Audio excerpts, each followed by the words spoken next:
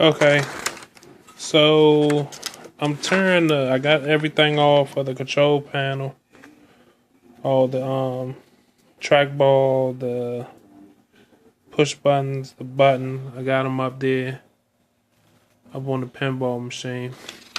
So it's coming off fairly easy. It's sticky.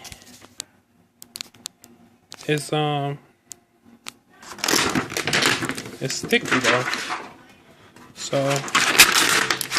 I'm turning it off now. Here.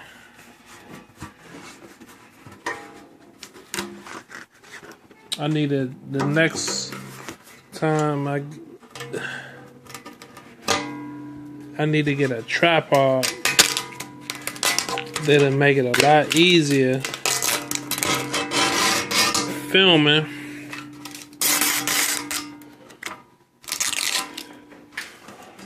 While I'm doing this, but it'll come, you know.